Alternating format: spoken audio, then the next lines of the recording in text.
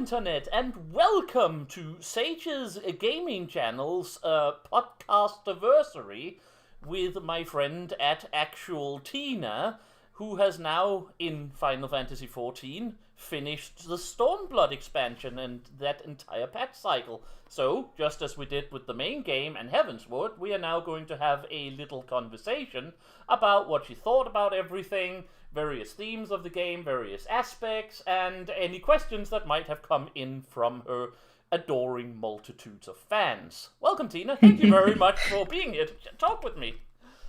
It's nice to be here. It's to be here again. Nice to talk again. Yeah, it's great. Well, let's start with the with the elephant-shaped Stormblood in the room, so to speak. Everyone knows, this is one of those everyone knows, that Stormblood is by far the weakest expansion and the one you just have to get through to Shadowbringers. Now, I disagree with that, as is well known. I think it's a perfectly fine and very well done expansion, just unfortunately sandwiched in between two world-class ones. But, your opinion on the matter? I think it's definitely, it's undersold by the fandom to an extent, and I think people go into it with that. Definitely people go into it with the attitude of that it's going to be terrible, because I remember when I was posting that I was, entering it officially, people were like, "Oh, you're entering the worst one," and I was like, I can make that decision for myself, because there's a lot of things that people have told me are bad, and then I go through them and I'm like, this is not bad. I mean, see, that's my opinion on the matter as well. It really isn't. It has its flaws. Again, this is clearly two expansions sort of mashed together into one. Yeah, I'll agree with that. Both the Girabania and the Doma stuff would probably be able to carry an expansion on its own. And they didn't. And they mashed it all together, and that did lead to, in my opinion, the biggest problem is a few pacing issues more than anything else. But I agree with you. I still think it's a very good expansion. Yeah, I mean, I definitely could see the pacing. I think they both, and there is one side that I think gets more care and love narrative-wise, but the other side still has some really strong moments. I think there's a lot more care taken into the Doma side of things. No question. And then Gear Albania is really rushed. Yeah. But there are some really good moments in Gear Albania, so it's just a weird expansion pacing wise, but it really is. But I don't think it's a bad one, and I think it has some very strong characters that are carrying the whole thing, in my opinion, more than necessarily the story itself. Yeah, because the story is very simple. You are ultimately trying to free Alamigo from Imperial rule, and then you have to go and kind of do a bunch of you have to go and do a bunch of side tasks to eventually accomplish that. Yeah, by freeing another province so they can help you freeing the first province. It's super simple, really. Mm-hmm. Yeah. Very character-driven expansion, and I think one thing that kind of makes it different from Heavensward and A Realm Reborn is it's a lot less. There's a lot less fantasy elements going on. Yes, it's a very real story, realistic in a lot of ways. Yeah. Which also leads into a discussion, of course, of the themes, because one of the things I noticed when you were playing was that, for instance, you were very keen on the themes of what, for instance, expansionist, imperialist oppression does to a conquered people, especially one that has tried to fight back and, failed miserably at it, and what it does to the survivors, which is, of course, a very big part of especially the Doma storyline. And I kind of feel that maybe that's also one of the reasons why it suffers a bit. It feels more... I don't know, maybe it feels a bit more real. It hits people the wrong way, because it hits them in the feels, but not in the way that Final Fantasy usually does. Like, it's a bit more realistic way of doing things, in my opinion. They definitely hit a bunch of topics that I think are very hard for people to grasp. because you're playing a fantasy game, so you want it to be, kind of gung ho. I want to feel like I'm an almighty hero doing things, and there are just some things that are out of your control, and you just do not see them resolved. There are NPCs that are like, I'm not joining your rebellion because while my life sucks, I know that joining with you will probably make it worse. Yep. And you can't argue with that, but I could see that frustrating people, because I think people do come into this game and look at it as a fantasy, because it is a fantasy game, and they expect it to do the traditional feel-good fantasy thing. And there's a lot of points in Stormblood specifically where it's like, no, we're not gonna. This is a fantasy game, but there are rules here, and I think you could say it feels a little bit less like escapism than a Final Fantasy game. A Final Fantasy game, maybe in general, but at least Final Fantasy 14 usually would do. Yeah, and and I definitely see that when people, because there's a surprisingly large number of people replaying through Stormblood on my timeline for whatever reason. Maybe you inspired them, Tina. I have no idea, but I noticed it, and there's plot points where they come to that I had a completely different read on it, and I see them struggling to come to terms with it, and I'm just like, well, I get it, because they wrote it in a very Ray way. Yeah, they did. Specifically, they wrote it in a way that feels more like a, I don't know how to say it, feels more like a social realistic war criticism than a heroic video game. It's very critical of war and imperialism, but it also it has a sympathy to the side of the aggressors, but it's handled very well, because it's not saying that they are the good guys and they did nothing wrong or they were justified, but it's saying that, it's not black and white. They are not comically evil.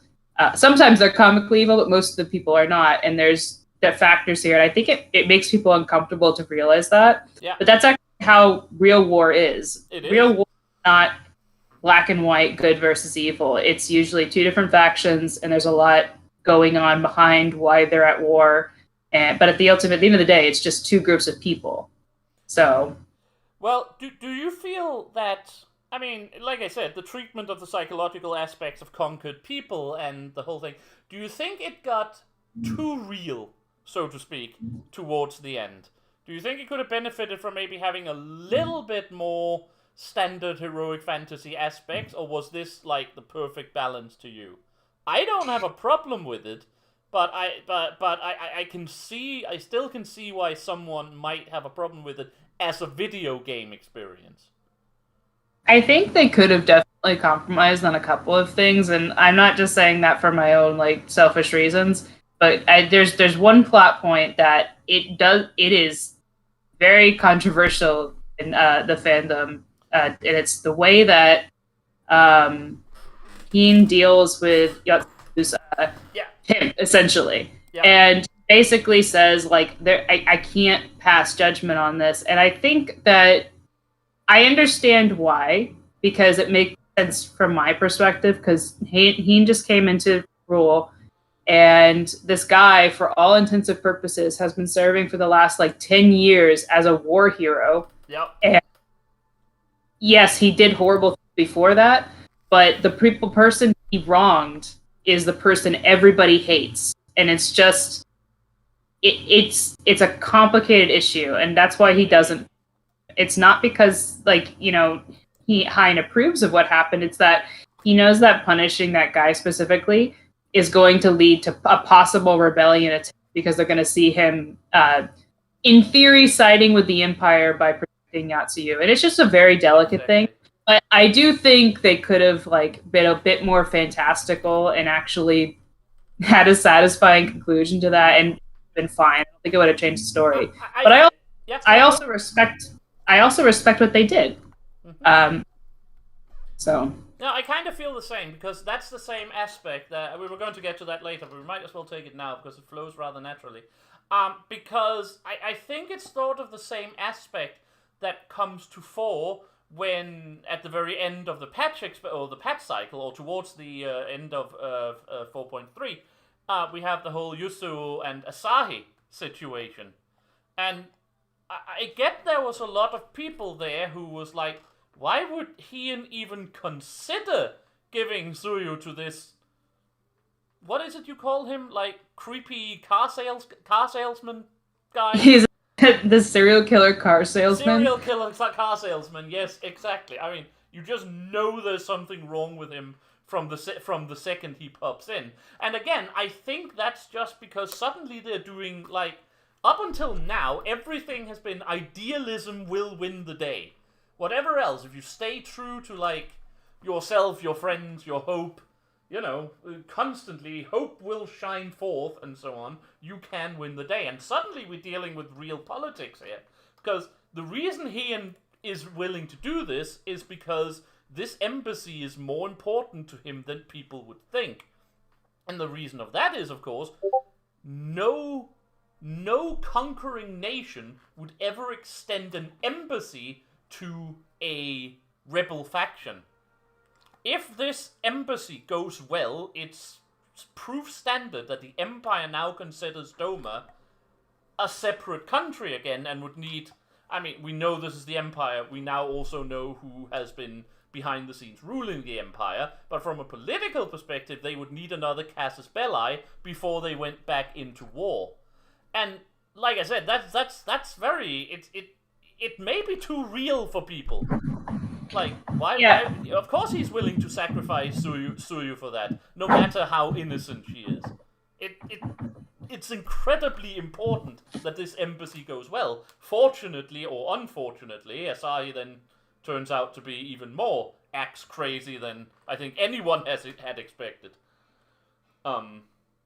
Yeah, and I mean, the other thing is that it's saving his people from more war. There was the original attempt to defend Doma well before Hein was born that failed. And then they were under Imperial rule, which is draining. And then there was a rebellion attempt that was quashed like a year before the events of Stormblood. Yeah. And so, and this is the third time and they were successful. But after those 3 attempts and then 20 plus years of Imperial rule, the populace is downtrodden. You have people who are crippled and injured from everything that happened. You're still trying to figure out trade situations, because I've been doing the Doman restoration, and when you do Doman restoration, they had no trade routes at start because other provinces do not want to trade with them for fear of making the Empire mad. So they have limited food, they have limited supplies. Hein has to know that there is no way they're going to survive the full force of the Empire if they can, target them. So, of course, having this embassy is appealing because it's an end to the war. Yeah. Essentially. Like I said, suddenly, if this embassy is a success, not only will there probably be a peace treaty, again, it's the Empire, not just implicitly, but explicitly saying, okay, you're a separate nation now, we're not just going to treat you as a rebel faction we can go in and stamp on whenever we feel like it. And of course, the fact that we know that Tsuyu is as innocent as you can get. I mean, in that persona, but his people does not. Well, and Asahi, I think Asahi does realize that she's innocent, which is why he goes to... Oh, absolutely. I'm just saying to push her. I'm just saying Heian's people does not, like the people of Doma does not. So what would they say if it was like, well, we skipped the chance of a peace treaty because of our prince protecting that viceroy who has been psychopathically oppressing us for the last decade. Seems like a bad idea. Yeah, and it's but again, it's not a feel-good moment. That whole patch 4.2 and 4.3, you're not supposed to feel good during them, and I can see why a lot of people find it distasteful, even though it's not written in a distasteful way. It's written in a way to criticize and shine light on this is the stuff that happens when you have real war situations. Real people. there's a lot of shady government stuff that happens and a lot of compromises that have to be made that don't feel good.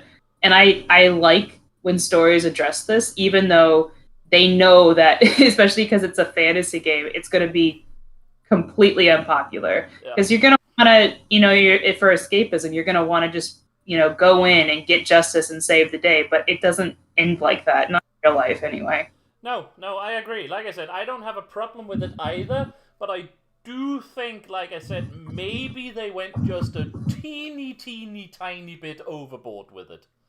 A little bit. Especially when also following up on the whole, what is they call them, the skull situation in Alamigo around the same time, where it's just, okay, fine, you know what? This is a very depressing... We won, and this is the most depressing storyline we've had so far, despite it. Thank you, Final Fantasy XIV. But anyway, let's move on to something, well, maybe a little bit more interesting. A few of the characters we meet and deal with so far in Final Fantasy XIV, minus, of course, the big Xenos-shaped hole that we are going to wait a little while with, because I have a strange feeling he might be the big discussion. So, again, first of all, let's address the red-robed elephant in the room. Your opinion on Lise? I like Lise. Lise is supposed to represent two things. In my opinion, she represents the player character's journey to an extent. She's like an extension of us, but she's also a representation of the diaspora, who have been forced out of their homeland for whatever reason, in Lisa's case, as a refugee of war, and coming back and dealing with being that type of person.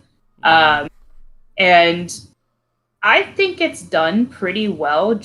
I'm not a diaspora myself, but I am very good friends with someone who is from the Armenian community, and she actually does go back and forth to Armenia. And it is difficult because that's her homeland, but at the same time, she has a hard time coming to grasp with not really being someone from that community while also being from someone from that community, because she doesn't live in the war-torn country that she's from. And so and I see that a lot with Lise, and especially with her frustration at first, although she gets better, with the fact that people don't just want to drop everything and join the rebellion. It is funny, though, that some of them get mad at her, and it's like she was 5. What was she supposed to do? Yeah. Not leave? Exactly. It's like... And she wasn't even herself. She was a sister in a lot of ways. Yes. So, yeah. Well, and this is one of the most frustrating things about Stormblood, because it happens with Lise a lot. A lot of Lise's accomplishments and things that she's done that make her an actual good leader, and also someone who's been working with the rebellion for years, they're all off screen. Yes. Or they're in very weird side content. Yes. And so, the average player is not going to go find it. So I can see why a lot of people have issues with her, especially when she becomes leader, because it's it just seems like it comes out of nowhere, but it really doesn't. No. It's just they present it really in a really not convenient way for an average player. True. And again, she's also... Maybe it's because that, again, we're in a situation where everyone is actually acting like a politician, and Lise comes in and is super idealistic. So if you didn't already sort of like Ida, it's like, yeah, I can see. I don't have a problem with her either. Again, unlike many, I kind of like Lise in Stormblood. I honestly think she was a great character. She represents to me a bit of how I was when I was 18 and I wanted to go in and change the world and all that jazz, and then you get hit really hard in the face with reality, and that's kind of what I saw with her. And I empathize with that a lot, because you see her come into her own, and she does get better. She starts to understand the situation. She's a lot less harsh when we go to Doma, Yep. and people like, I do not want to get involved. She was more harsh in Allegheny, which is her hometown. She just didn't understand, but she seems to get it, at least by the time we get to the Doma part. And then she comes into her own at the end. Absolutely. And the only thing that I see that is genuinely unfair is that people have said that she comes in and she takes leadership and she just wants to be like the head of everything. And I'm like, but that's not what she does. She immediately says, I have no idea how to deal with She's immediately trying to get out of it. It's constantly being thrust upon her because no one else wants to do it. Well, and you see how she deals with Raban. She's like, I have no idea how to deal with the military, and you're an award-winning, talented commander. I'm going to all military decisions up to you, and I just trust your judgment on this. Yep.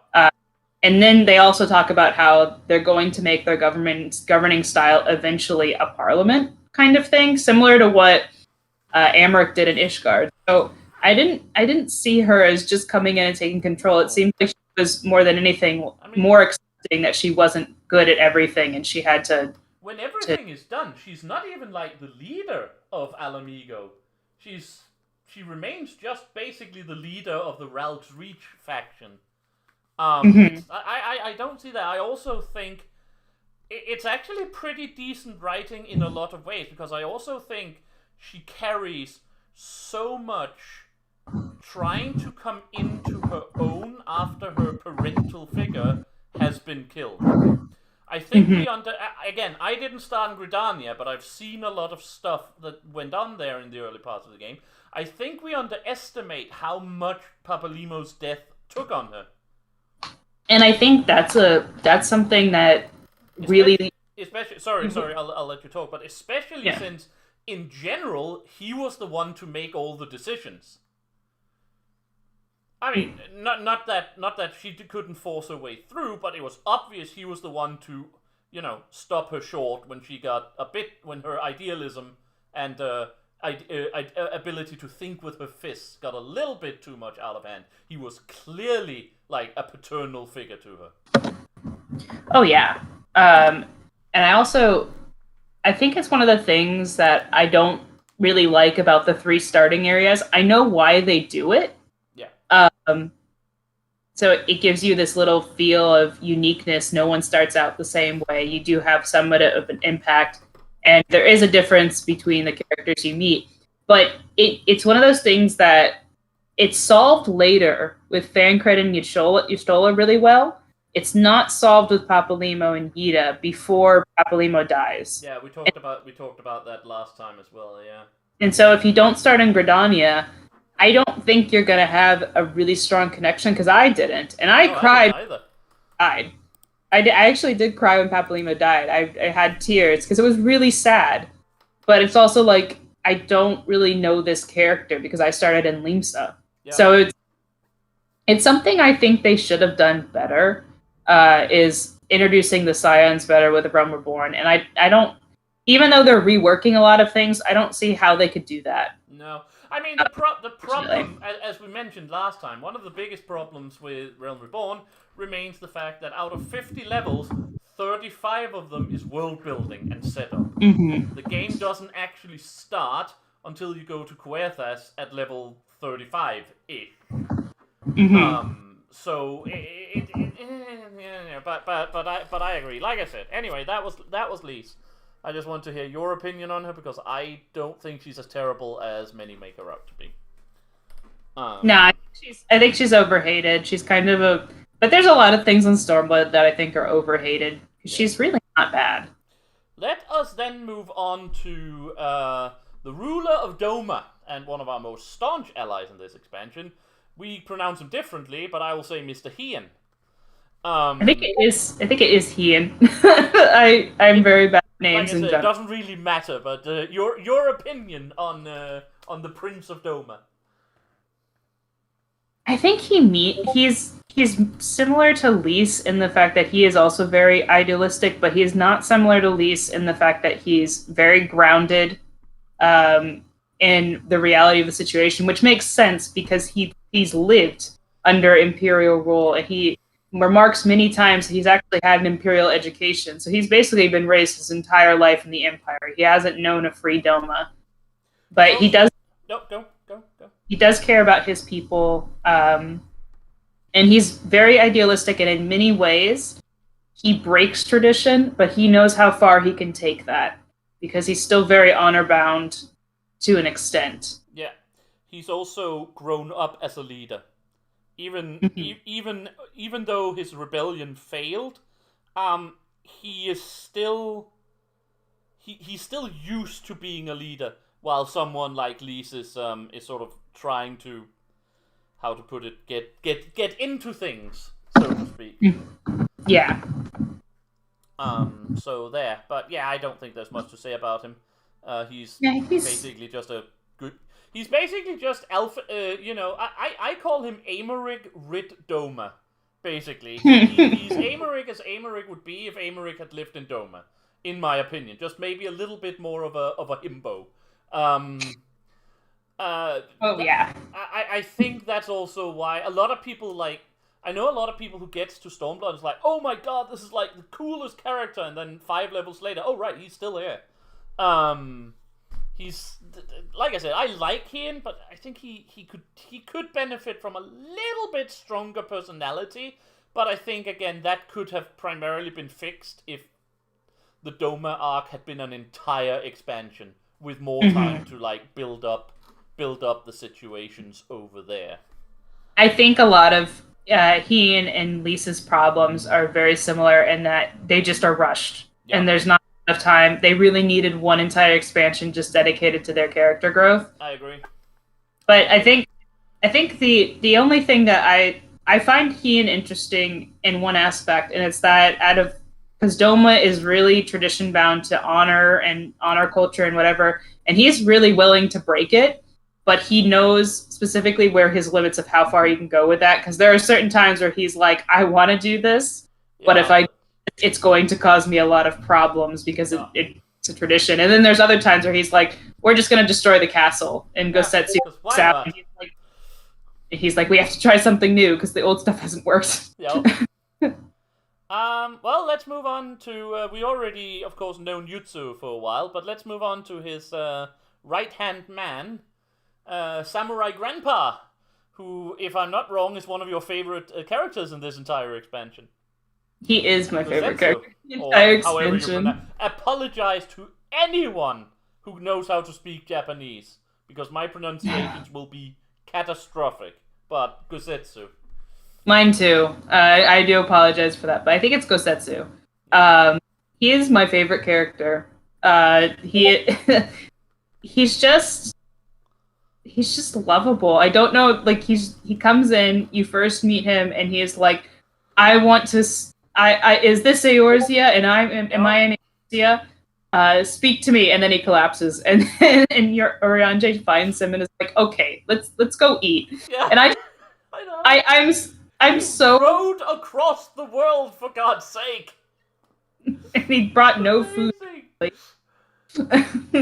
And I love the fact that he yells, the first person he meets in Eorzea, he tells them to not be long-winded. And then he immediately goes to dinner with Urianger, and I'm like, I want that cutscene. I think the reason he's lovable is because he really is the grandfather everyone wants to have. But he's also... maybe it's because I come from a role-playing background, but he is the paladin as a paladin should be. Like, he's like the good knight. Again, to a certain degree, Americ, just with a sense of humor, so to speak, and, 20 years of sorrow and oppression under his belt. But he really just is the pinnacle of what I believe in role-playing games we would call lawful good. He's just a good guy, but with that rather quirky sense of humor that just makes him like a character rather than just a wandering set of principles. Yeah, he's definitely has principles, and I think he's the one character that never breaks his principles. He's always true to them. He never does. He's this very honor-bound character, but he's not unreasonable. He would never break his personal vows. I I keep saying that Aymeric, again, however you pronounce it, might be the single, and I said that last time, and I'll say it again going forward, Aymeric might be the single best person we see in the game. Like, if you just take his personality, there's probably no one in the game that just has that collection of virtues. Not even Harshifant. I mean, he has his sexual intentions, if nothing else. I mean, it depends if you consider sexual, forwardness to be a virtue or a vice. But if you just go by pure virtue, Aymeric is probably the best. But Gosetsu is nearly there, only with a sense of quirky humor. I think that's why he's just so perfect a character. He really is like the hero that we are playing ourselves in a lot of ways.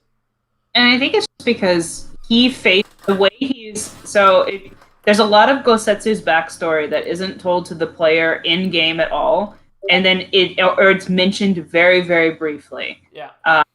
Because if you don't know, and I have the little collection of side stories that Square released, and his story is probably one of my favorites because his wife and daughter were killed in the first, and when the Empire took over, and he wanted to die. He wanted to commit seppuku, and Cian, and I'm probably mispronouncing that, Ian's father said, "No, I need you to stay around because who else is going to protect my son?"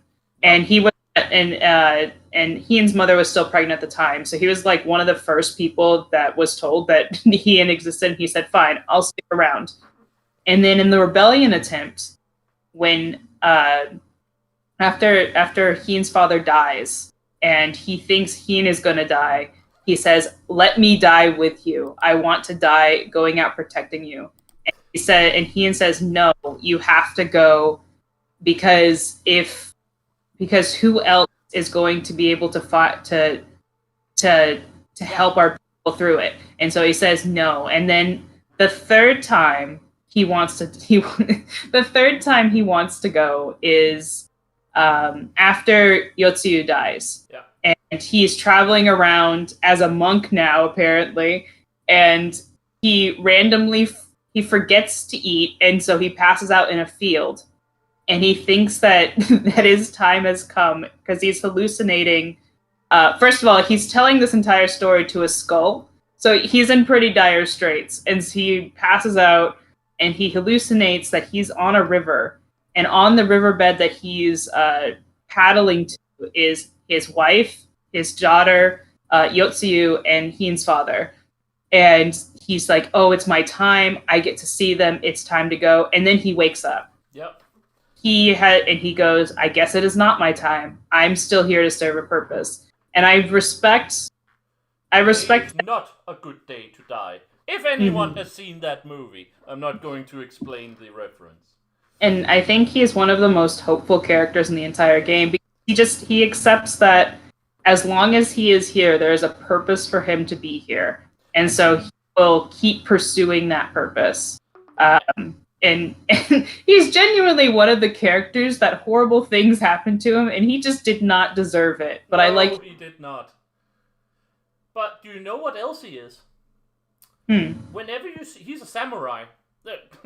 Whoa, yeah. Nice, good figured out. You figured that one out. No, samurai are, generally portrayed as, they're very honorable and so on, traditionalists. They're also usually very stern, very unemotional.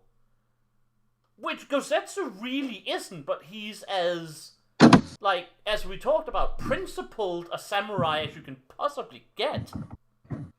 But he's not that, walking parody of a man who hasn't smiled for 20 years because he won't allow himself to feel joy. And I think that's because there's a lot of samurais we meet in the game in Doma, and they're all very much like that. And I think Gosetsu isn't like that because I think he learned a long time ago that if he did not enjoy himself and express his emotions and make jokes or whatever, he probably gone insane because the terrible things that have happened to this one character. And I think he needs to show that joy and just be a good guy to people, just so he doesn't go crazy. But I believe we can agree on Gosetsu just being an amazing character. I don't know if he's my favorite character, sort of introduced in this expansion, but that's because I have an opinion on who sort of got introduced. But of the people who are sort of limited to this expansion, he's definitely my favorite. So I'm glad to see we agree on that. Well, 4 more characters to quickly go through. Well, as quickly as we can, but let's stay in Doma for now. Yotsu. Yotsu is just very tragic. Like, I've said it before on Twitter, but the triad of villains in Stormblood are very interesting. But Yotsu is just... I think she went her entire life, maybe when she was very, very young and her biological parents were still alive, but after they died, she went through her entire life without knowing someone who genuinely did not want to use her for something. Yeah. And was just awful to her. And the only good thing to happen is for the last couple of months of her life, she was with someone who genuinely cared about her and had no intent to use her, and probably would have stuck with her even if she regained her memory in a time. He probably just would have stuck with her. They would have lived out their days together. And she's just a very tragic character because Suyu represents who she was at heart. And yeah, she had been just broken. I agree. If Yuzo had been brought back to her, had her memories brought back, but not fallen to complete despair, yeah, I'm pretty sure Gosetsu would just have stayed with her. Like, okay, it's fine, you regret it, we can do something about that. But we'll get back to Yuzu because there's a huge theme in this regarding empathy and understanding of villains, and we need to get back to that later. But her brother, sort of brother, Asahi, serial killer car salesman, is he not just the best villain? He is the only character. Not necessarily the best villain in the expansion, but as a sort of just the best kind of villain. The really hate sink from day one. He is the only character that I have genuinely hated in this entire game, and it's like when he died, it was cathartic. Every other villain, like in the game, I've had at least some sympathy or some understanding, and he's just evil. Like there's no way for me. He's a guy who was given everything from the time he was a kid, and his parents. He was the golden child of the family. He became an ambassador for Doma, and he knew how bad Yotsu was treated, and he just could not let her have a win by any means necessary. And even when she lost everything and she was, had regressed to her 13-year-old self, essentially, he had to own her. And it's the worst kind of petty character. And he's just hateful. And I will say his voice actor did such a good job. Because from the moment he appeared on screen, without even knowing his role in the story, because for the first patch he appeared in, he's playing very nice and being very diplomatic, but there was something off about his voice the entire time. And it's the same thing that I have an issue with in Shadowbringers with the Crystal Exarch. It's like there's something else going on. You're lying by omission. You're not telling me everything. You're hiding something. And the voice actor does a really good job of portraying that, because anytime he would talk, I would just get chills because I was like, it was like if my body was going, this man is dangerous. Oh, can I not wait to do the Shadowbringers version with you and talk about the crystal, what is it you call him? The crystal Sasak. Yeah. We have so much to discuss about that man when everything is said and done. But yeah, but I just a lot of time for that. But I get the similarities. I just bring it up. They're very different characters, but you get this overwhelming sense that they are not telling you everything and they're not being upfront. Yep. And both your voice actors do a really good job of portraying that. And it's just fascinating that you can do that just with your voice alone. No. and of course when he finally reveals himself. Again, we are running on PS3 graphics here, and occasionally the graphics are a little bit inexpressive or overexpressive, but damn, the job they do with giving him crazy eyes is just spectacular. Like, this man is fucking crazy. Yeah, it's like you just watch it and his face goes completely crazy, and you're like, if this man knew where I slept in real life, he would corporealize out of my computer and stab me just for having the gall to play a player character who got Xenos' affection. Yeah, I do love the fact that is motivation. I'm in love with that man, and you took him from me. I don't want him. You did it anyway. He's literally an obsessive ex. Like, not even ex. He's not even an obsessive ex. He's an obsessive crush. Because I guarantee Xenos has. Don't know he exists. That's the amazing part. And he still does it. He's like, "Who are you?" It's like, oh yeah. Well, and it's not even that, because he has had face-to-face dealings with Xenos, but it's not really Xenos, it's Elidibus. Yeah. So Xenos genuinely has just no. I mean. Like, he literally don't know who he is. It's amazing. Okay, well, let's move on for Asahi, who's just, again, the best villain, or the best kind of villain. Mm-hmm. Move on to the last villainous character I want to discuss, and the second to last character I want to discuss, sort of, in this particular field. Fordola. Your opinions on Fordola? She grew on me because and that's to be expected, because she's only in the first part of the game for like 30 seconds. Yeah. So you don't get much time with her at all, other than the fact that she's definitely willing to sell out the rebels, and who are her own people. And then you go to Doma, and then you come back, and you get to spend a lot more time with her. But I think the interesting thing about her is out of Stormblood's 3 villains, she's probably the most normal and well-adjusted, and I'm using that in quotations because she's not. You're right. You are absolutely right. But she's the one who could have been a normal person if she wasn't caught up in all of this. I think she would have been. I understand, and I think that's also the reason why she's at the end of the expansion. She's the only one that's not actually dead. Well, neither is else, but. That's he is. He's just not. It's just not taking. And she's also the only one who has actually accepted begrudgingly, possibly being redeemed. Because she hates herself for it, but she will try. She will try. Yeah. Yes, but she's willing to at least consider the option. Yeah. And I think that comes from the fact that she grew up with parents that genuinely liked her. And she hasn't really. I mean, Fordola has. He says, because she absolutely has, but she hasn't really suffered in any super overt personal fashion.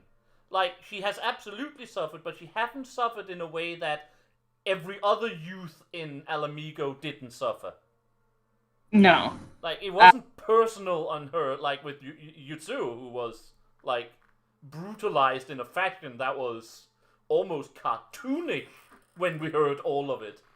Fordola was just, well, I'm an oppressed minority in a country where my oppressors don't like me, but I can try to get their respect by joining them, I guess, and then suffer because none of them likes me, but it's just... Yeah, I kind of like her, but again, I think Fordola, of all the characters, perhaps in the entire expansion, because she's one of the main villains, I think Fordola suffered from the duality of the expansion. If this had been entirely focused on Alamigo, I think she would have done much, much better, because they could have spent so much more time with her. She gets more time in the patch content, because she is the main focus of patch 4.1. Of course. But then Yotsuyu has 2 patches, and it's like, and then Xenos had the entire expansion. So yeah, she definitely gets shafted a little bit. But I think what's interesting is that she doesn't seem outright hostile to Alamegans. As much as the game kind of portrays her initially as not necessarily liking the rebels, and as much as the fact that Xenos goads the worst out of her by making her say that she just wants to make everyone pay, but that was after she had gotten her butt kicked twice and she was pissed. And outside of the throne room, the guards were speculating that she was going to go and have sex with Xenos for power or something like that. Mm-hmm. If I remember correctly. And so she just was really mad. And I know people have given me flack on Twitter for saying that she didn't because of that scene specifically. But I was like, in that scene, she was mad, and she had a psychopath preying on that and saying, "I will give you all the power. What is it you desire?" Very, very moment, and she was like revenge because she was angry. Angry. That's what she is. I mean, that's what she is. She's the one. Xenos is Xenos, and we'll definitely get to Xenos. Maybe not today, but we will definitely get to Xenos before this is over. Believe me. Not to you, but the audience. And Yuzu is just broken. She acts out because she's just broken. Fadola is just angry at the world. She's literally an angry teenager. That's what she is. She lost her father by people that originally, and her father was trying to, even though they were oppressed, it seemed like her father was trying to make everyone's lives better by working with the Empire, which is a very unpopular thing to do in the provinces that are ruled. Understandably, I'm not blaming such as it is in real life. Yes. I had a back in the Second World War. One of my not one of my family, but one of my friends' ancestors, when Denmark was under German occupation, had someone who was working with the Germans in order to get enough extra rations and so on to feed poor people in his area. And of course, after the war, it was like, yeah, no, fuck you, you're a collaborator. Yeah, and so and they sought him out and murdered him in a mob, and the Garleans stood by and did nothing. So I do genuinely think she joined the Skulls to pursue her father's dream, and at the end of it came to the realization that it wasn't working, and she was just angry. Yeah, she's angry because she's locked herself into a point where she can't win. She's locked into the point in the game where she can't win. If the rebellion wins, well, the Skulls will most likely be, executed, and she'll just be remembered as a traitor. Everything will be for naught. If the Garleans actually win, she hasn't gained anything. She will never get that acceptance in any way. I think she's just an angry, sad teenage girl, really, more than anything else. I guess she's not a teen, but still. She's young. I mean, I know characters in this game are wacky, but I think she's like 23. Yeah, something like that. And again, I don't have a problem with Fadola. I like Fadola. I understand Fadola. Damn, I just wish we had some extra time to like build her up and tear her down a little bit better than it happened. It was all very quickly. There was too little time, in my opinion. But that was Fadola. 2 more characters, and then we shall move on. One is, I almost thought about leaving him out, but to hell with that. What do you think of the little son? I think he's funny. I think he's hilarious. Go to every day when I log in. Not every day, but every week at least. I go to the Dawn Throne just to chat with him and look at him get ever more salty. I love him so much.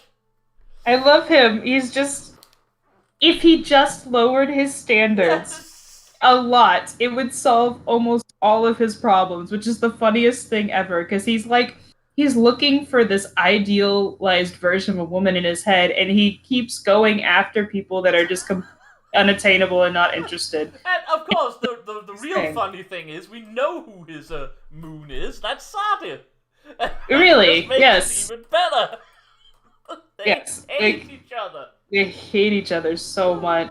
And no, those two are probably never going to get together, but they really should.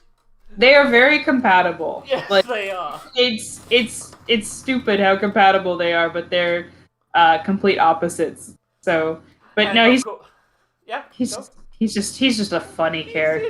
He somehow you manage to turn when you first meet him. He's fairly he's actually fairly like how to put it, a very serious character, even a bit like threatening in a lot of ways, and they manage to turn him completely into comic relief, and it's glorious. Oh dear, and of course, He's still pretty threatening. Like, I'll give him this. He is a good warrior. no, I mean, as yeah, of course, like physically threatening, but I mean, when you first meet him, when you go there to prepare for the I can't even remember the fight to become the Great Khan, he's like, I mean, you don't know what he's going to do, if he's just going to have you all bloody executed. After his emasculation by a couple of people, and especially, of course, in Ishtola's absolute crowning moment of the game so far, yeah, he doesn't really threaten anyone anymore. Do you want to say a word about that, or should we just move on? Ishtola's just killing a man's soul with 5 words. I saw an NPC's soul leave their body somehow. In a computer game. Like, I don't know how they portrayed that, but you could just see the soul leave his body, and I was like, Jesus. Oh, the poor man. Well, he tried. What can you say? But again, I just wanted to mention him exactly for the Ishtola scene. If anyone don't know what we're talking about, you need to go play up to patch 4.2, I want to say? No, it's in 4.4. 4.4, sorry. I couldn't remember exactly where it was. It's been too long since I played through it myself. But, yeah, Ishtola takes our boy apart, like, brutally, and she does it without raising her voice and by saying, like, 5 words. And then afterwards, you know what? I've been hit on better a lot of times. I was like, okay, thank you, Stola. That was, by the way, when Stola grew on me, because I didn't start in Limsa. So I had the sort of the same aspect with Stola as I had with Ida and Papalimo. I didn't grow up with her, so I mean, she was obviously more prominent than them, but I think that was the moment where I sort of fell in love with Stola's character. More than anything. Anyway, let's move on to the last of the characters I really want to discuss in this sort of opening section. We've been going for 40 minutes, but nonetheless. Not really a new character, perhaps, as such, but your opinions on the reintroduced and suddenly main character, Alice Leveilleur. She's my favorite twin. Like, it doesn't mean I hate Alphino, but Alphino's great. I like characters that are not are very much open books and are willing to, just not play politics, not be politically correct all the time, and will just be a constant, like, little bit impulsive emotionally. And she is. Like when something is wrong and screwed up, she will literally be in the back, even if it's not a wise decision. We'll say that is really fucked up, and has a problem. Alice is the person so far in the game where I was like, if I knew her in real life, she would probably be the person I might have a sort of romantic interest in, if she wasn't, 16 years old. Let's just get that, or 17. Let's just get that one out of the way real quick. But her personality appeals to me, and I think Alphino got better by having her to play up against. He definitely had already gotten a better character, but in introducing like his sister just really worked for the character. He lets his guard down a bit more around her because she antagonizes it. And he antagonizes her back. Like, it's not it, but also, like, he just genuinely cares about her, as she does for him. So they briefly let their guards down every once in a while when it pertains to their twin, whether that be to poke fun at them because they've left themselves open, or just genuine concern.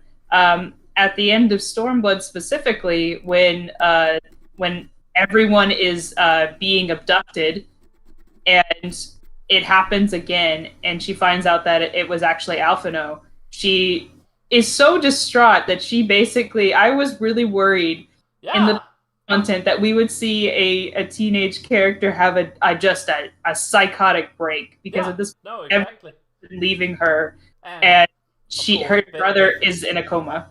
Beth Walker, I think Walker, the voice actress, is another one that just does a spectacular work with the character.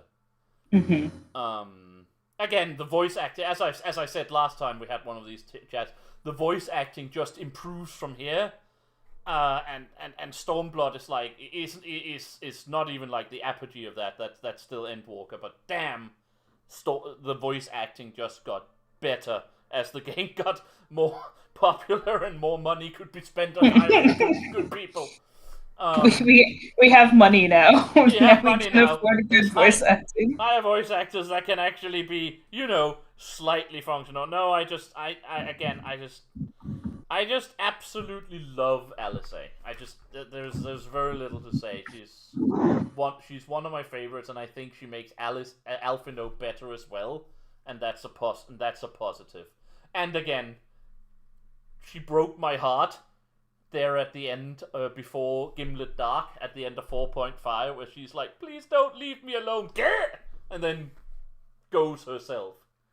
Yeah, especially when she reaches out to you because she knows that she is about to be pulled, possibly, or that you're about to be pulled, because she couldn't know who was being targeted. So she reaches out, like in this feeble effort, because it's not going to stop what's happening. Nope. To at least have someone hold her hand and maybe stop it.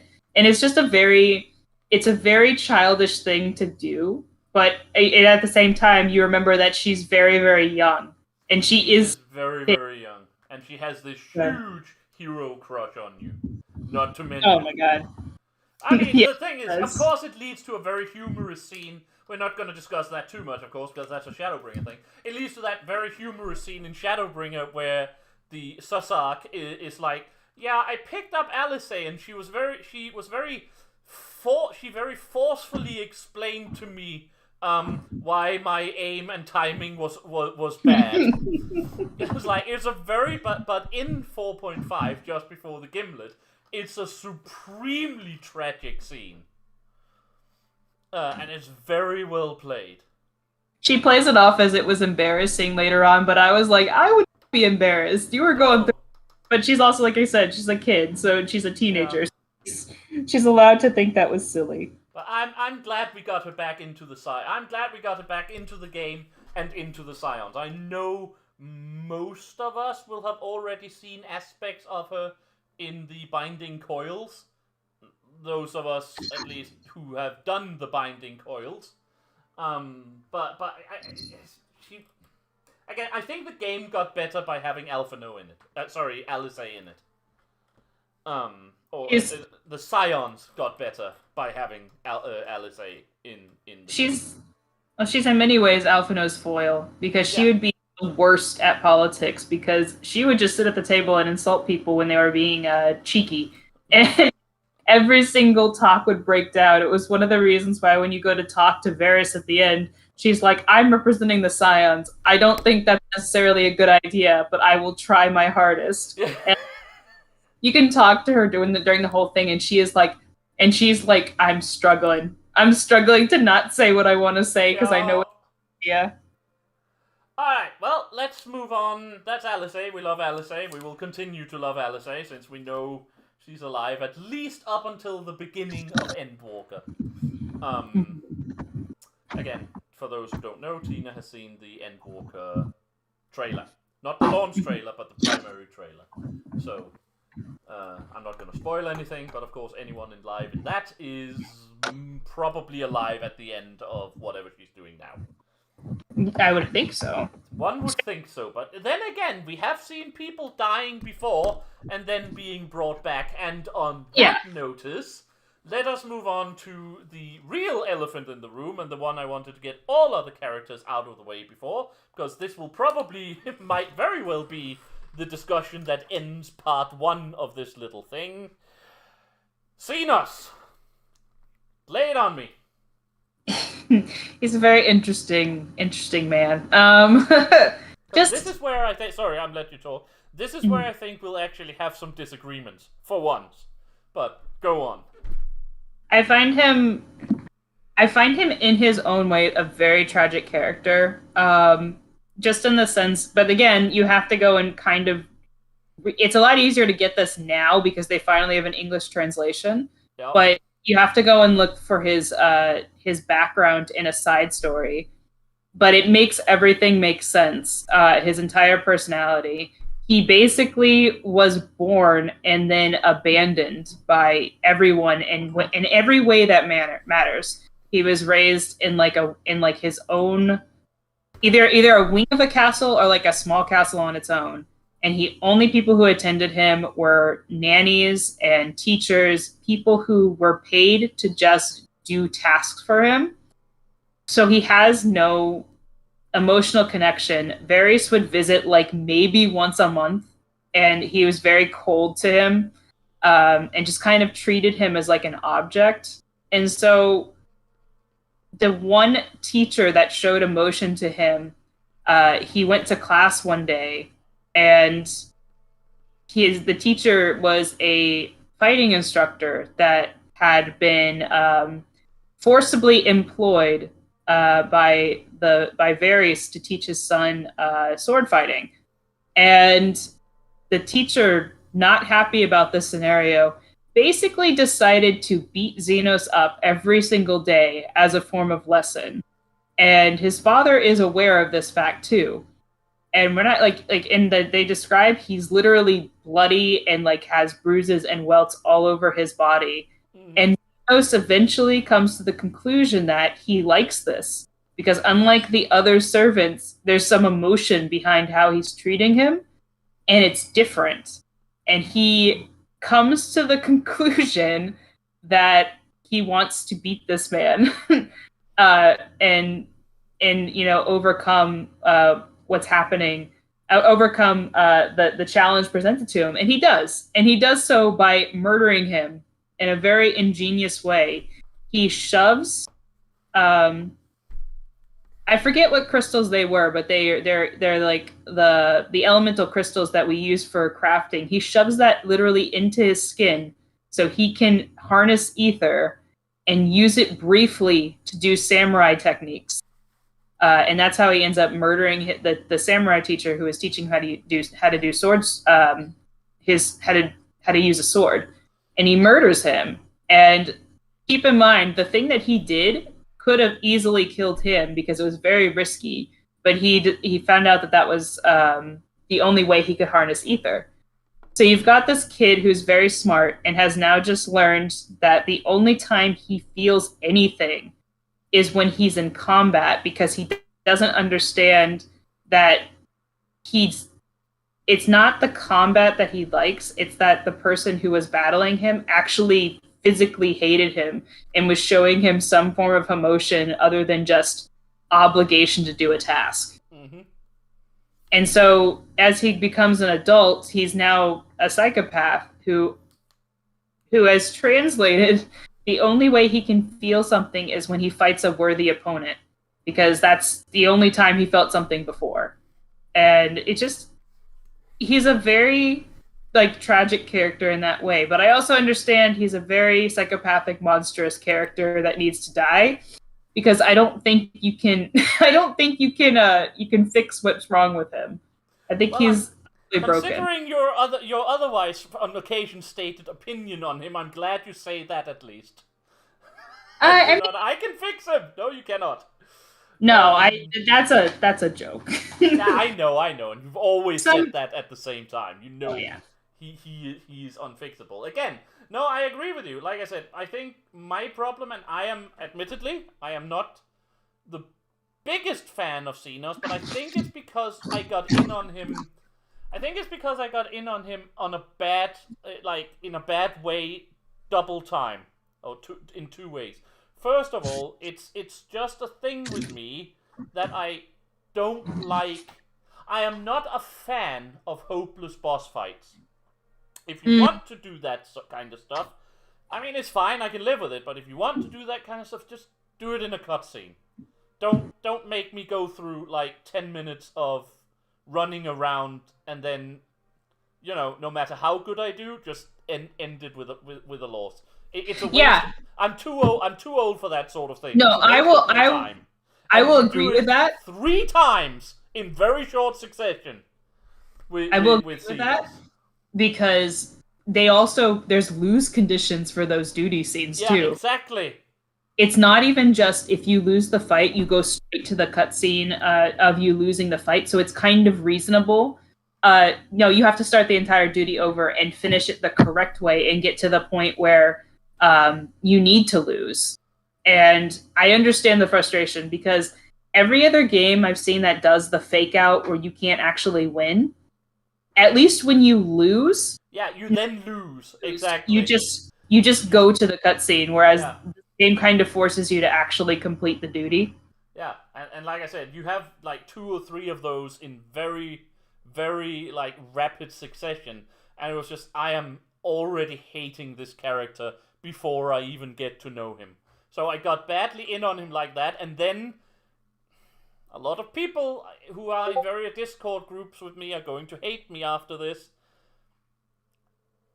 I get worried when I see someone being literally lusted over to a degree I find uncomfortable, who is that much of an emotionless, psychopathic, evil madman. It's a thing in real life. Like I said, if you like Xenos, if you think he's pretty, if you want to do the naughty with Lord Xenos, I'm fine with it. I really am fine with it. But I'm fine with it on an intellectual level, but on an emotional level, that particular level of rapid fandom for someone who doesn't have a shred of goodness in him at all. You can say that the reasons for that is not his fault, which is true, but he literally doesn't have a single shred of positive virtue to him, and the amount of rapid fandom over that is, like I said, it hits me in a very...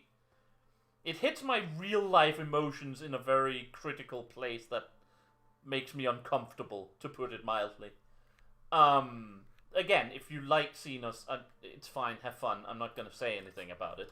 But I mean, I can get it because it's the same thing. So he's not a real person. No, so of course not. Again, perfectly fine. But I can see where if he was a real person, it would come off as the crazy Dahmer fans that are insane. And so I get it.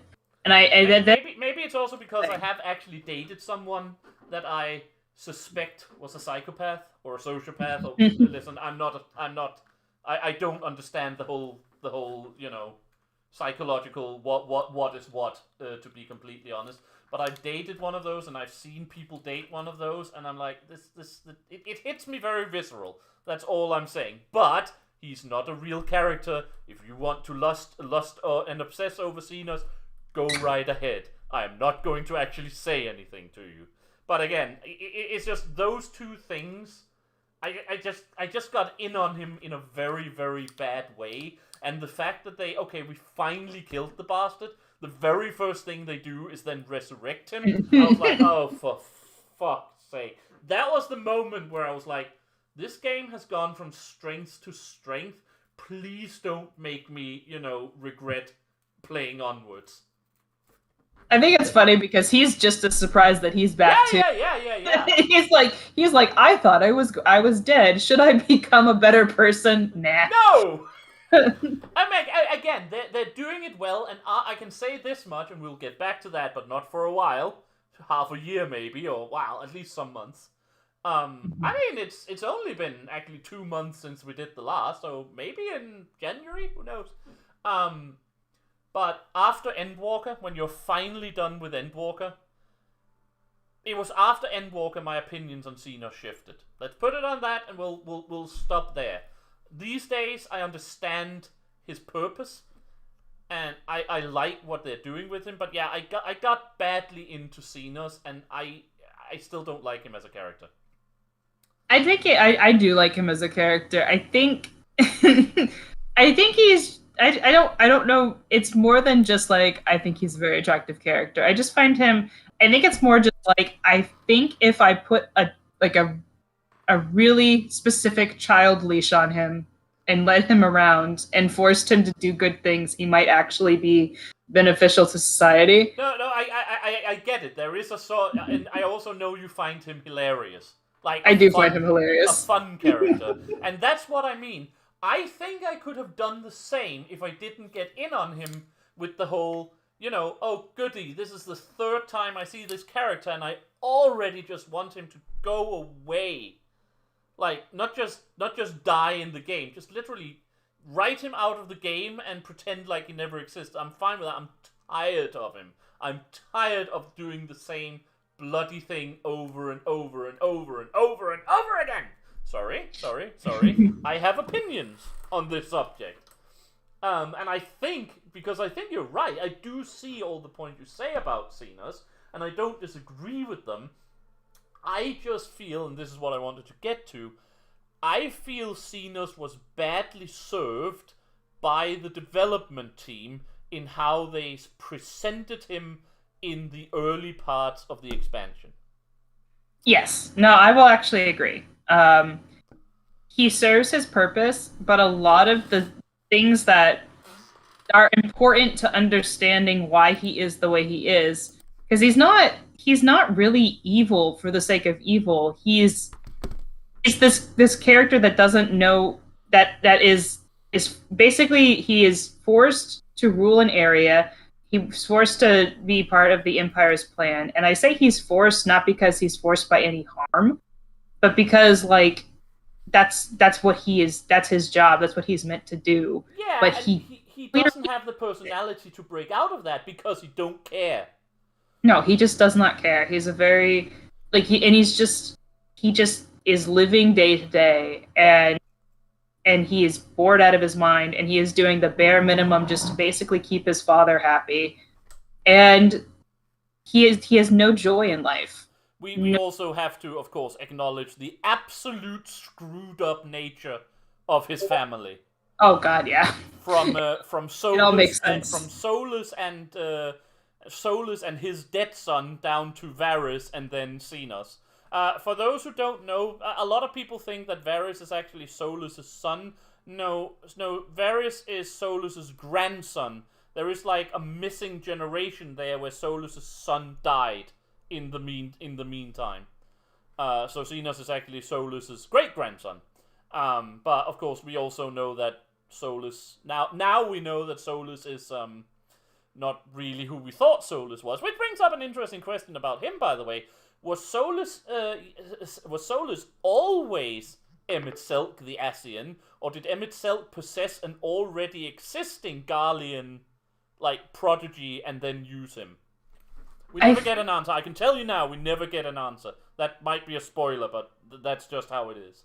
But it's an interesting question. There was a throwaway line where they were talking about La Habrea, and it had to do with why Elidibus purposely chose to go after Xenos' dead body.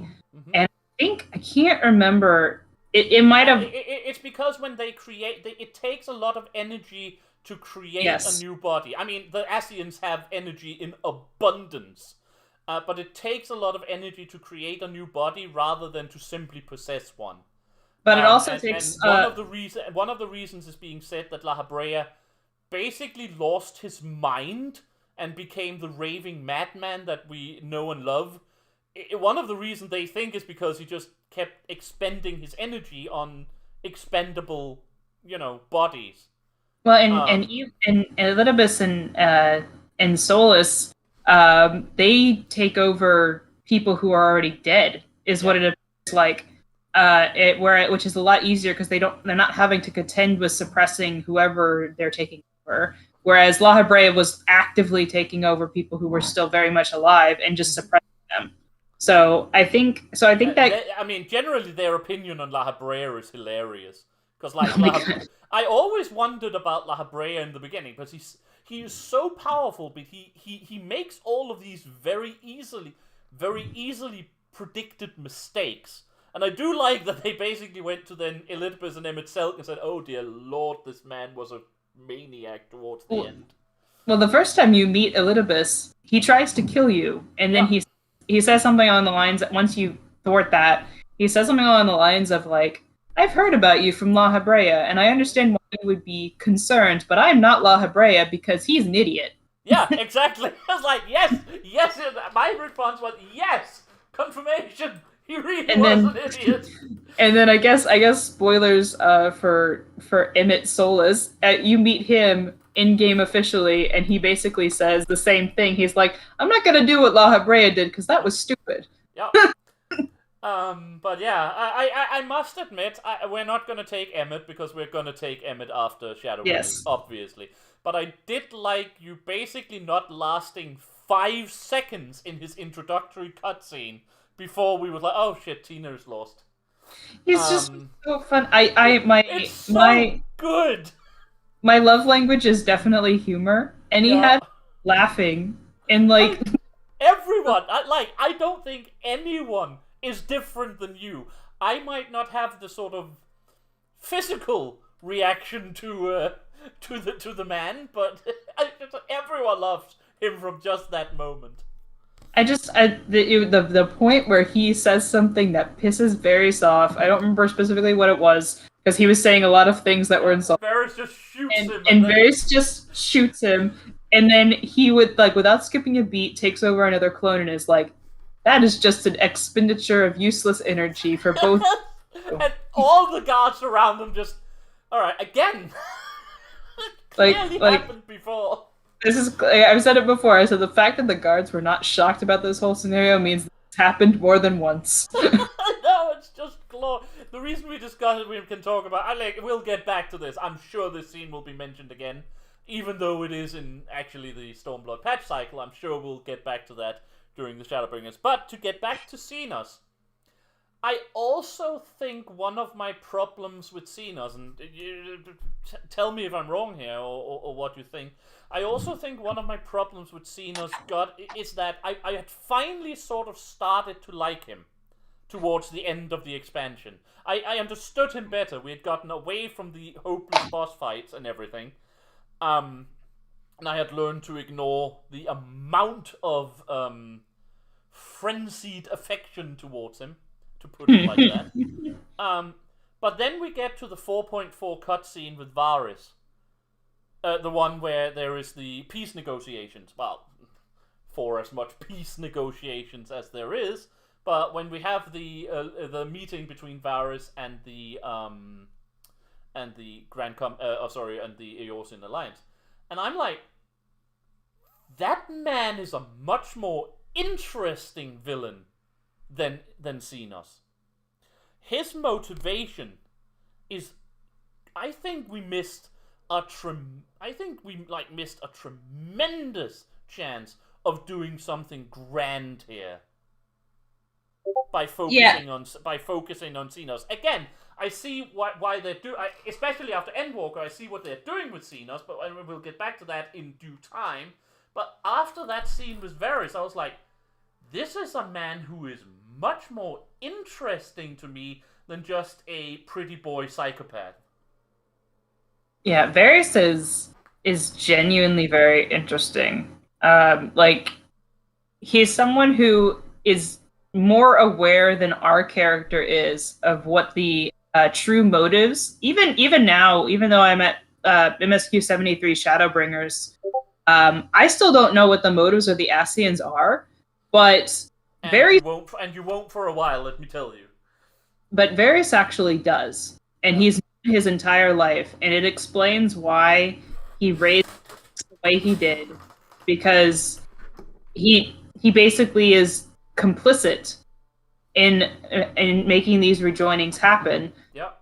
And so he doesn't really care about, which is not true, because he did have a best friend and he like has affection for other people, but he just kind of doesn't really like his family is an obligation to their goal. And clearly his mixed sort of feelings about supporting the Empire and his people, and his belief in sort of humanity's manifest destiny, while also being forced or sort of willingly helping the Asians while hating them. And again, I just feel like, again, I think maybe that's another one of my problems with Xenos that came there. Again, Xenos has grown on me. That again, let me just, I don't hate the character now. I hated him back then. I don't hate the character now, but he took a step down because I was like, this is a character that is much more interesting than Xenos ever was. To me. No. I agree. There's more going on with Various than there is with Xenos. Is just a very depressed dork that has psychopath tendencies. But Various is actively like, he knows things. He knows the state of the world. He cares for his people. Like, he genuinely cares for his people. But he ultimately knows that they are just pawns in whatever the Asian schemes are, and he is himself a pawn, even though he like lies to himself and says that he's taking control and he's gonna take control of mankind's fate. He's still playing into their hand, and he's a very complex character. I don't like him as a character. But I respect his character. I just don't like him because I think that even though I think the way he treats his family, even though I understand because Solus is absolutely mean to him for no reason, it seems. There will be a reason. It will be explained. I will tell you that much. There will actually be explained. The whole screwed up family dynamic will be explained. Yeah, but I can't justify that he like had a kid and then decided, I'm just gonna let that kid raise itself. Apparently, no, and again, that's sort of my point, because I don't like Varys as a person. I despise Varys as a person. I just feel he would be more interesting as an arc villain than Xenos, who is really nothing but a living weapon that stands in your way. That is just learning emotion for the first time in a screwed up way. Yeah, no, I agree. There's definitely more cunning, more complexity with Varys in some ways than there is with Xenos. Because Xenos' complexity is, his motives are very surface level, but his complexities come from why he has those motives.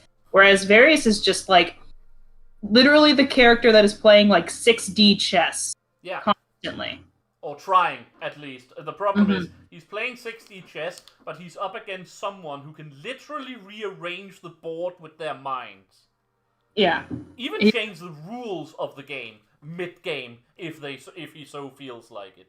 He's up against two of those people, because he has both Elidibus and, well, not Emmett so much anymore, because Emmett pieced out and went with us to the first, but before he had both of them, and now he just has one. But like, they keep changing the rules of the game.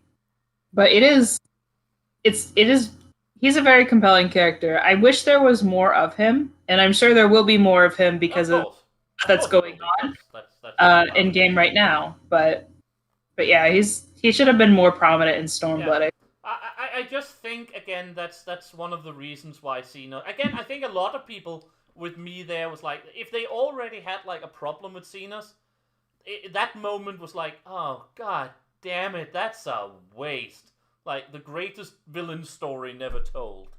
But again, let me just say, for everyone out there possibly raging at me, I don't mind Xenos. I don't mind your opinions on Xenos. I am just not, or was not at this time in the game, too fond of his character. Put it like that. Let's end it like that, I guess, when it comes to that gentleman. Right, so I think that was Xenos. Let us move on. We have already sort of talked about the improvement in voice acting. Do you have anything specific to say about that? Just in general, the voice acting, it's a phenomenal. I don't know if there's awards you can win for voice acting in video games specifically, but I think there is. There probably is. It's like Oscar level acting in a video game. Because the animation is from the PS3 era, so sometimes the animation is really good, but a lot of the times it's very flat. And they do such a good job making up for that in the voice acting, and it's only gotten better. It was really good in Stormblood. Now it is just phenomenal in Shadowbringers. It really is. And even minor NPCs that don't even have names are like sold on what their like 2 lines are, and they bring the exact amount of emotion they need. Yeah, no, I agree. Like 100%. I just wanted to hear your opinion on it because that's again improvement to Heaven's Ward from Realm Reborn was was rather noticeable. I think it was even more noticeable to Stormblood, and again, it's only getting better from there.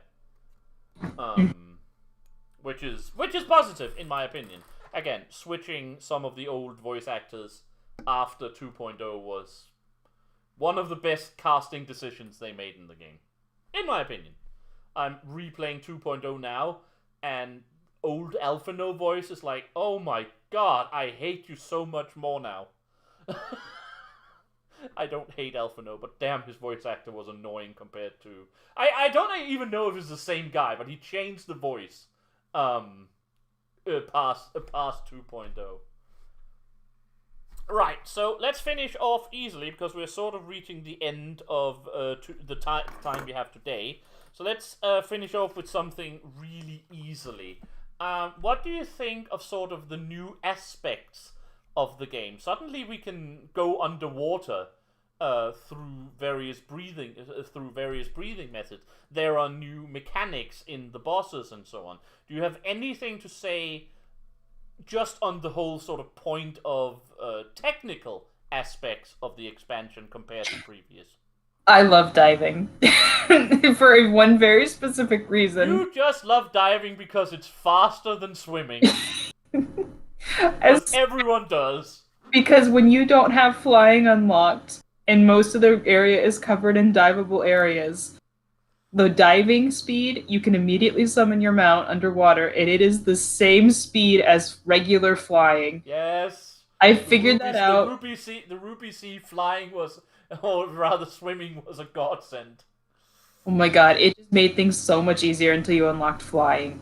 And I was like, this is great. But even in Yanxia, it was like that too. And not so much useful in the steppe.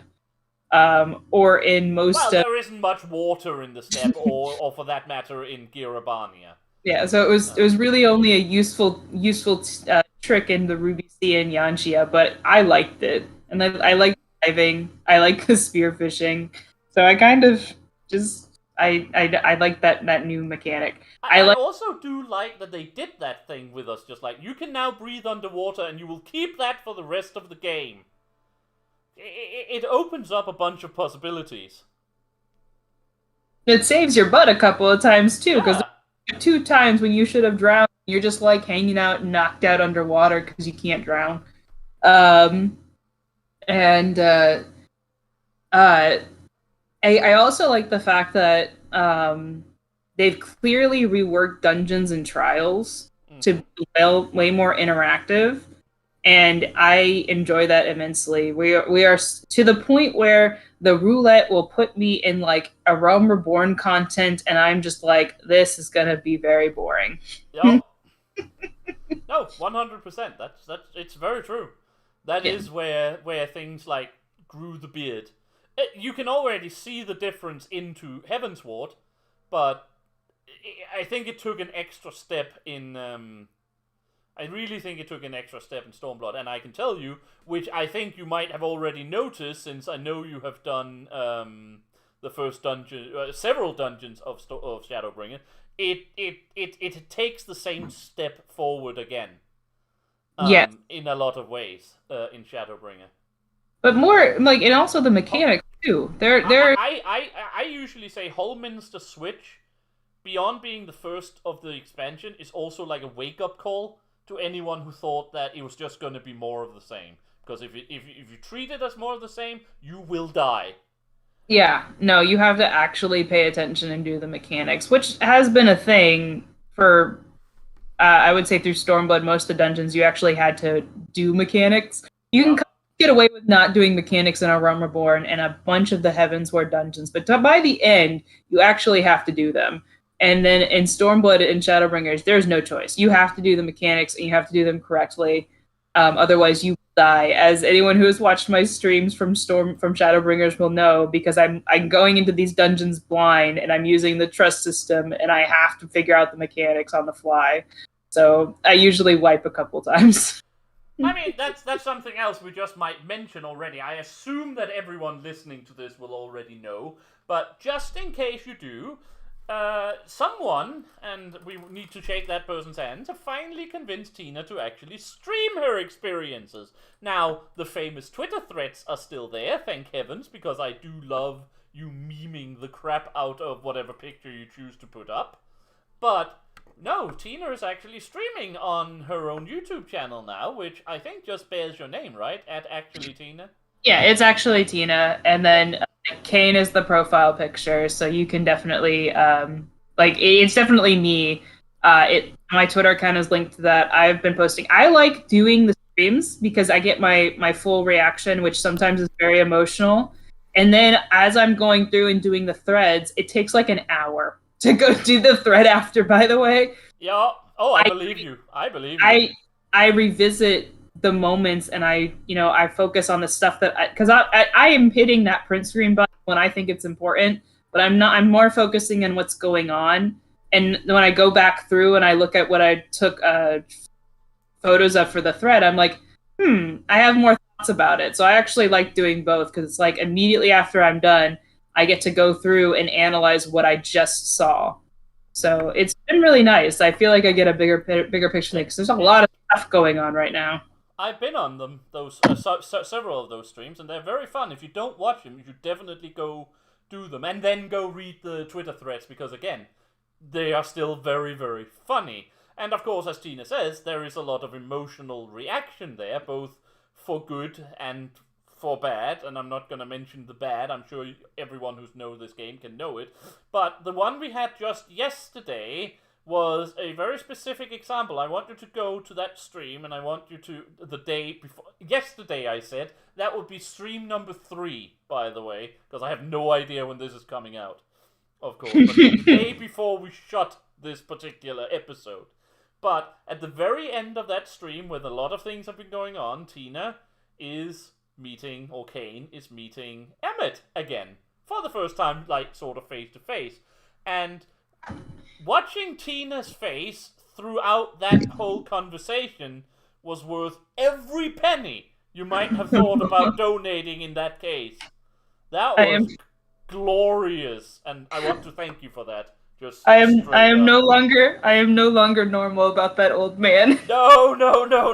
I need to do very interesting things to that old man. Yes. Listen. I know we're not supposed to talk about the Shadowbringers stuff yet, but I have to say, when they animated him revealing himself to be an Ascian, yes, they made that way more sensual than it ever had to be. And and they knew 100% what they were doing.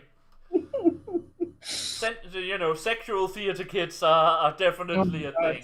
Listen, again, just go see it, guys. One thing we need to get Tina is a ring light, by the way, because the one problem is that depending on how your backlight is, it's not always perfectly lighted. Sorry, Tina. Again, it's not a criticism, because I have no criticism of your streams. We've already been through this, but if anyone wants to get Tina a ring light, maybe think about it. Yeah, I mean, all I've got, because I just started streaming, so all I have is the stuff that I use normally in my webcam and the streams living room. Are fine. There is nothing wrong with it. Again, it's not a complaint. I'm just saying a ring light would probably not be the worst idea if anyone ever felt the need to donate anything to our new streamer lord. But no, your facial expression during that whole thing, and the fact that you can just see a certain amount of redness rising in your cheeks was freaking hilarious. But anyway, I think we shall say that is it for now, guys. I don't know if I will publish this by itself, or if we will have to do something else, put this together, maybe splice some stuff up. But we will definitely be back. Whatever else, this will be in more than one episode. I'm sure we can do it in 2, but this will definitely be in more than one episode. So for now, thank you very much for chatting with me, Tina. This was hilarious and fun and interesting as always. I am sorry if I talk too much. You can always just bring me up, since it is about you and your journey, after all. But thank you very much for being here and talking to me in part 1 of Actually Tina Does Stormblood. Thank you for having me. It's always good. Alright guys, bye!